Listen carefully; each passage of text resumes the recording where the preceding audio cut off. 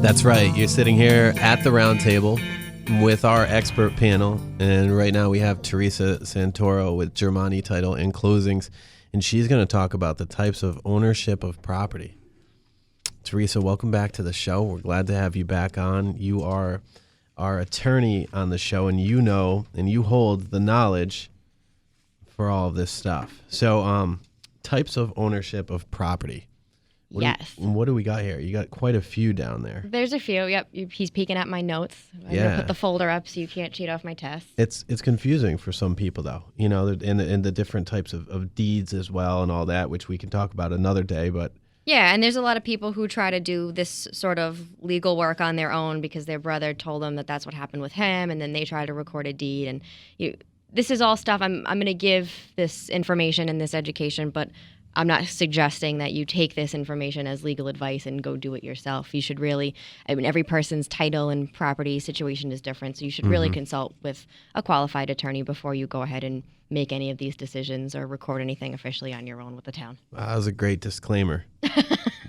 Should we be putting disclaimers on our show like that? No, we're just talking.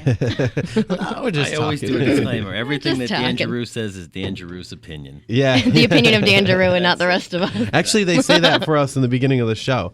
The opinions of this is sponsored by the Real Estate Radio Network, and the opinions of this show do not reflect the opinions of us at WHJJ.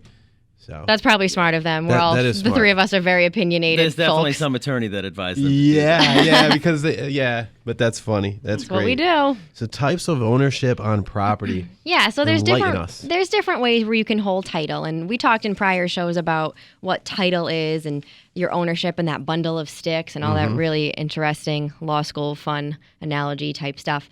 But there's a few different ways. And people are most concerned with either tax implications or what were to happen to the property if they were to pass away or if their spouse were to pass away or having to add someone to title in order to qualify for a mortgage. So there's a few different considerations that would affect how someone would like to hold property title. The one type is called tenants in common. So that means that you will hold title with someone else. I could hold it with you, Emilio. You and I could be on title together, not as spouses, not as anything, just two individual people. Business partners or whatever you may. Could be anything. Yep. And when you hold title this way, if I were to pass away or if you were to pass away, my interest would not go to you. My interest would go to my parents or my children, or however that works, and yours would go to your family. Whereas the second type, joint tenants with what's called a right of survivorship, would be the opposite. If you were to pass away, your interest would come to me instead of your parents or your brothers and sisters or whatever your surviving descendants were at the time. Okay. There's a third type called tenants by the entirety. So that is specific to married couples. Only married people can have this tenancy, and it still has that survivorship where if you were to pass away, your interest would come to me. But it's different in the sense that one person, if you and I are married, you can't convey this property without me signing off on it. What if you died? My interest would go to you, and then you could do what you want. Okay, so 100% of the interest would go to your spouse. Yeah, but as long as I'm living, I have to give you my permission, as any woman should. Sure. Yeah. What do you mean? So I'd have to sign off on that. But that's different from the joint tenants with the survivorship that I just mentioned, because one of those joint tenants, if we held that way, you could convey your half to Mike, and I could convey my half to Dan, and that's fine. Yep. But if you are married, you can't do that because that's why it's tenants by the entirety. You basically are treated as a unit, as one. It's kind of old school, like the old English common law. Once a woman marries a man, she becomes his property, and they hold together, and they're one unit, and that's where it comes from. But that's why they call it Mrs. It's Misters. Misters, apostrophe S. Yeah, correct. Yeah, I got that. Oh, wow. Yeah, back in the day, men took ownership. Fun fact of the day? Yeah, when a father gives away his daughter at a wedding, typically. Wow. That's what he's doing. Gives he's ownership. Ownership, which is crazy. I mean, everybody's been enslaved. That's kind of cool. Point, I mean, right? not, but, Everybody's been enslaved. Cool fact. Everybody's been enslaved at one point. Women, Egyptians, I mean, you go throughout history, and at some point, somebody has claimed ownership of other people. Yeah. Well, I don't think marriage is a claim of ownership anymore. I don't think that's the way we think of it here. No, in but this country. but there are just there are some legal entities and legal terms that come down from that old English law that have just kind of still survived. Yeah. And that's one of the terms. Another thing is called a life estate. So a lot of parents or elderly folks will do this. They'll convey title to their children to manage the property and do what they want, but they will reserve to themselves what's called a life estate. So that keeps basically that it gives them the right to stay in the property and live there for as long as they live. Mm-hmm. And once they pass away, it's extinguished. It goes away. Do you know, just a quick question on that, only on a personal level, because I believe my grandfather has set up a life estate. He's 87 common. now. Yeah. If he was to go into a nursing home, or one of the people that are listed on that life estate were going to a nursing home, could the nursing home come after that property? Good question, Dan. Meaning come after it in what way? So like right now, I get sick. I own a property. It's free and clear. I get sick and I don't have health insurance and I can't pay my medical bills. They can come after my home. Yeah. I know that's still factual, which a lot of people put their homes into trust to protect themselves from that happening. And there's a time frame. My understanding is it's 3 years before you get sick and all these.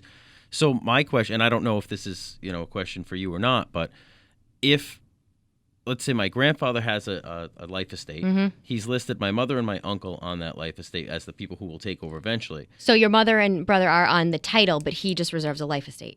I believe, yes. Okay. I think. Yeah. That's the so, question. yeah, I'd have to see. It would be on the deed. Okay, so this is a different question for. Yeah. Yeah. Okay. But we could talk about that another time. Very good. It was. Yeah. Good enough. Sure. And, well, that actually brings up a good point is trusts, which is another way that you can hold property. And a lot of people do this because they want to avoid what's called probate. So if you were to pass away and you didn't have any sort of survivorship right, you held by tenants in common or whatever, it would go down, if you didn't have a will, it would go down to the probate court. It would be probated, and they would try to figure out who your descendants are, who your heirs are, and distribute the property accordingly. That can be costly and time-consuming and a sensitive issue upon the passing of a loved one. So a lot of people want to help their heirs and descendants avoid that cost and those tough conversations by putting their property into a trust. It's tougher to purchase property in a trust, and I think Dan can attest to this. We won't sometimes lend to certain lenders won't even do it. We won't lend to a trust. You can lend to the individual. Correct. You lend to the individual. Yep. And then the individual will put it in a trust later.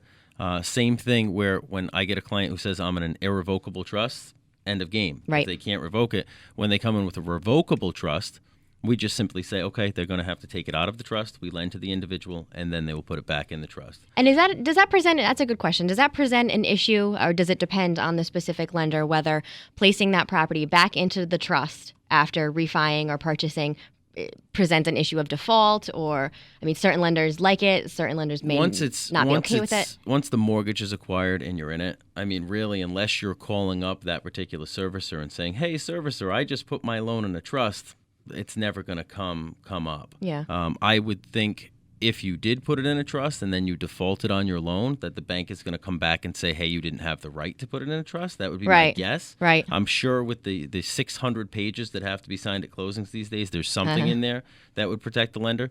But as long as they're making their payments on time, it'll never be a problem. Yeah.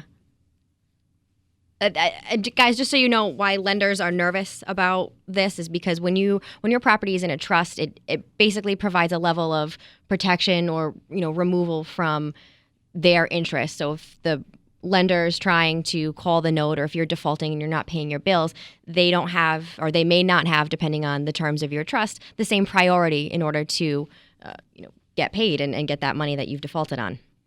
So again, it can be complicated to put property into trusts or sell property that's already in a trust. So you should really talk to a qualified attorney such as myself, a qualified listing agent who can make sure that if you are selling property in trust, it's clearly listed on your purchase and sales agreement to avoid any issues later. And just work with a good team like us. Yeah, absolutely. You got to protect yourself. You've got to know all the laws, the ins and outs of everything in real estate, and that's I always refer to Theresa and Dan for a lot of those questions, from finance to legal.